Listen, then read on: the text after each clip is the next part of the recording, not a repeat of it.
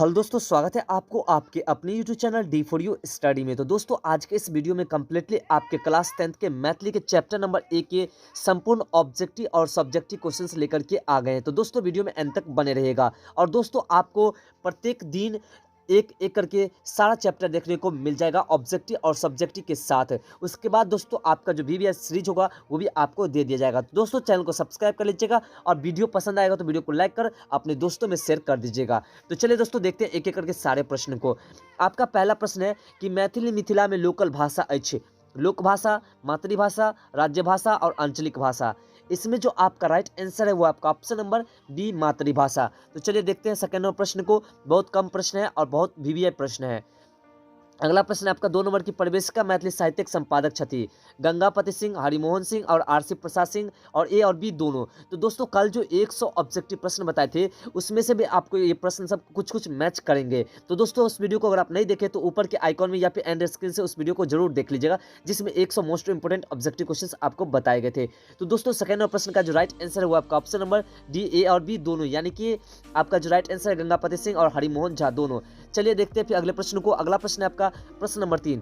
प्रश्न नंबर 3 आपका कह रहा है कि मिथिला मंडल संस्थापक कैले कौन किए थे इसकी स्थापना? डॉक्टर लक्ष्मण झा और डॉक्टर सुभद्र झा, रामदेव झा और रत्नेश्वर मिश्र। इसमें जो आपका राइट आंसर है वो आपका option number A doctor Lakshman Jha. चलिए अगले प्रश्न को देखते हैं, प्रश्न नंबर 4 को। प्रश्न नंबर 4 आपके सामने है। प्रश्न नंबर 4 कह रहा है कि मिथिला ए यूनियन रिपब्लिक पोथी के लेखक थे का? ऑप्शन है डॉक्टर लक्ष्मण झा, जटाशंकर झा, उमेश मिश्र और रमानाथ झा। इसमें जो आपका राइट आंसर है वो आपका option number A doctor Lakshman Jha. तो चलिए दोस्तों, फिर देखते हैं अगले प्रश्न को। अगला प्रश्न आपका प्रश्न नंबर 5। प्रश्न नंबर 5 कह रहा है कि जनक राजवंशक छला निमि जनक, मरीचि, कश्यप और विश्वनाथ। इसमें जो आपका राइट आंसर है वो आपका ऑप्शन नंबर ए निमि जनक। तो चलिए अगले प्रश्न को देखते हैं। अगला प्रश्न आपका प्रश्न नंबर 6। प्रश्न नंबर 6 आपका कह रहा है कि राष्ट्रपति द्वारा श्रेष्ठ और दक्ष शिल्पी पुरस्कार गोदावरी दत्त के दिल गिलने कब? ये प्रश्न भी आपके 100 वाले प्रश्न वाले में से है। 1980 में, 1970 में, 1975 में, 1990 में। इसमें जो आपका राइट आंसर है वो है आपका ऑप्शन नंबर ए 1980 ईस्वी में। तो चलिए अगले प्रश्न को देखते हैं। अगला प्रश्न है आपका प्रश्न नंबर 7। प्रश्न नंबर 7 आपका कह रहा है कि मिथिला नामक मैथिली साप्ताहिक आरंभ कैली सुधांशु शेखर या फिर डॉक्टर लक्ष्मण झा या फिर चंद्रनाथ मिश्र अमर या फिर रामनाथ झा। इसमें जो आपका राइट आंसर है वो आपका option number B doctor Lakshman Jha. तो चलिए दोस्तों, फिर देखते हैं अगले प्रश्न को। प्रश्न नंबर 8 को। प्रश्न नंबर 8 आपका कह रहा है कि 24 योजन बराबर होइत अछि 24 कोष, 48 कोष, 72 कोष और 96 कोष। इसमें जो आपका राइट आंसर है वो आपका ऑप्शन नंबर डी 96 कोष। ये सभी प्रश्न में से बहुत सारे ऐसे प्रश्न हैं जो कल के वीडियोस वाले प्रश्न में आपको मिले होंगे। अगला प्रश्न आपका कि एक योजन बराबर होइत अछि 4 कोष, 8 कोष, 12 कोष और 16 कोष।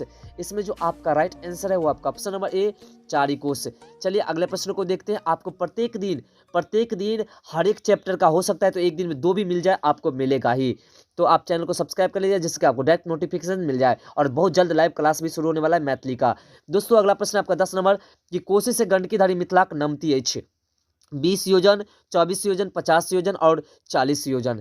इसमें जो आपका राइट आंसर दोस्तों वो है आपका ऑप्शन नंबर बी 24 योजन। चलिए अगले प्रश्न को देखते हैं। अगला प्रश्न आपका प्रश्न नंबर 11। प्रश्न नंबर 11 आपका कह रहा है कि लिंग्विस्टिक सर्वे ऑफ इंडिया के लेखक छथि Jayakant Mishra, Radhakrishna Chaudhary, doctor Abraham Lincoln या फिर डॉक्टर ग्रियर्सन। इसमें जो आपका राइट आंसर है वो आपका option number D doctor Grierson. चलिए अगले प्रश्न को देखते हैं। अगला प्रश्न आपका प्रश्न नंबर 12 कह रहा है कि मिथिलाक चौड़ाई 64 कोष, 65 कोष, 66 कोष, 67 कोष। इसमें जो आपका राइट आंसर है वो आपका ऑप्शन नंबर ए 64 कोष। तो चलिए अगले प्रश्न को देखते हैं। अगला प्रश्न आपका प्रश्न नंबर 13।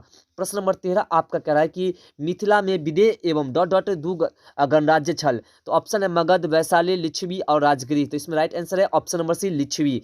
चलिए अगले प्रश्न को देखते हैं। अगला प्रश्न आपका 14 नंबर प्रश्न है कि जैन धर्मक प्रवर्तक छला महावीर स्वामी, एही में से कोनो नहीं, भीमराव अंबेडकर या फिर महात्मा बुद्ध। इसमें जो आपका राइट आंसर है वो आपका ऑप्शन नंबर ए महावीर स्वामी। ये आपके 100 वाले प्रश्न वाले जो वीडियोस है उसके पहला प्रश्न थे। तो चलिए दोस्तों अगले प्रश्न को देखते हैं।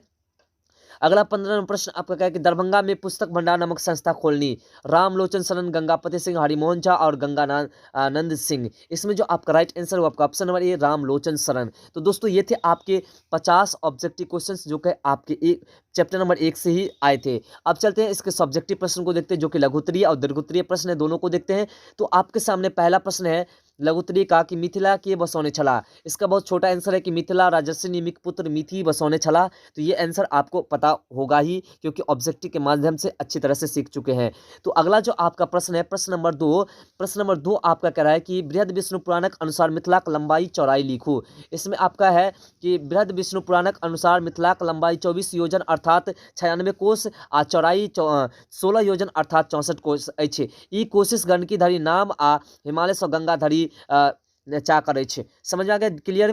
तो चलिए दोस्तों अगले प्रश्न को देखते हैं। अगर किसी प्रकार की डाउट हो तो आप हमें कमेंट सेक्शन में लिखिएगा और आपको उसका भी सलूशन मिल जाएगा। तो दोस्तों अगला प्रश्न आपका कि लेखक के अनुसार मिथिलाक पूर्वी सीमा कते धरि अछि। लेखक अनुसार मिथिलाक पूर्वी सीमा कोसी पार के पूर्णिया जिला का संपूर्ण भाग आ दिनाजपुरक विस्तृत पश्चिमी भाग धरी मिथिलाक सीमा अछि। दोस्तों देखिए सेम टू सेम प्रश्न के माध्यम से आपको आंसर लिखना है। तो चलिए देखते हैं अगले प्रश्न को। अगला प्रश्न है आपका प्रश्न नंबर 4। प्रश्न नंबर 4 आपका क्या है कि ग्रियर्सन साहेबक अनुसार मिथिलाक पूर्वी सीमा कते धरि अछि। इसका राइट आंसर है कि ग्रियर्सन साहेबक अनुसार मिथिलाक पूर्वी सीमा दिनाजपुर पश्चिमी भाग धरि अछि। तो चलिए अगले प्रश्न को देखते हैं। आप फटाफट अपनी कॉपी पर नोट कर सकते हैं इस प्रश्न से, वो सब भी प्रश्न है।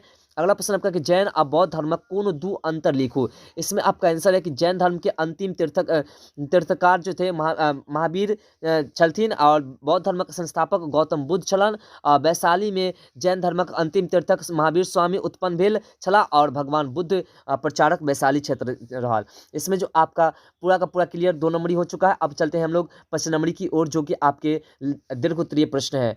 इसका है पहला प्रश्न कि चंदा झा के अनुसार मिथिलाक चौहद्दी लिखो।